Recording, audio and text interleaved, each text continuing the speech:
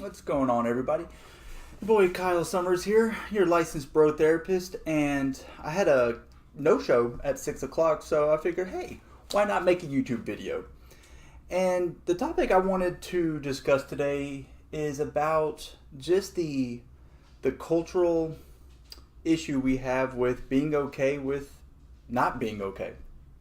Whether it be you're struggling with any kind of depression, anxiety, any kind of mental health issue, so many people see it as a weakness. And it's interesting, I have this guy I'm working with, and he acknowledged that he's watched some of my videos on Facebook, and he commented on them in person, but he made the point of that he wouldn't like them because that would indicate to anybody that follows him on Facebook that he likes counseling. He must be in counseling. He must have problems. He must be weak.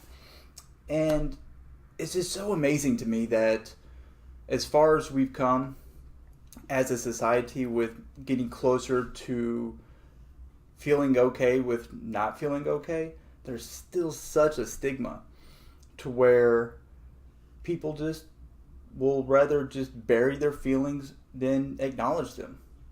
God forbid if they express them to someone, they feel like they're going to burden someone else and that somehow or another they're less than because they're going through something. Everybody flipping goes through stuff, and it's amazing when you see it happen in session where they get these things off their chest and they start working through them for the first time. It's just like light bulbs going off all over the place. They're just like, oh my God, I never thought of it like that, or I never considered that, or this and that. Because when it's just living in your head, it feels like an insurmountable barrier that you just can't get through. And then once you get it out, so much change is possible. And I'm trying to do a lot with marketing myself and branding myself. And it's just so interesting on how many times people will say that they didn't like the video or they didn't comment on the video because they just don't want to publicly announce that they're interested in mental health topics. Because obviously I am.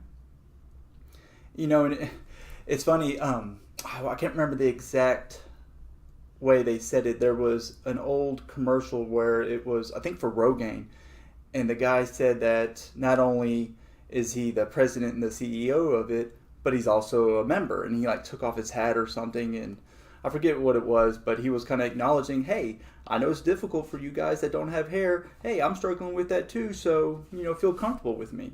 And like myself, I've struggled with anxiety all my life. And this manifested itself in several different ways, mostly in the way of trying to be perfect.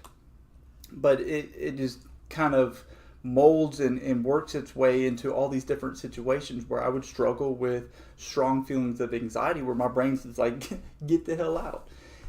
And so I get it.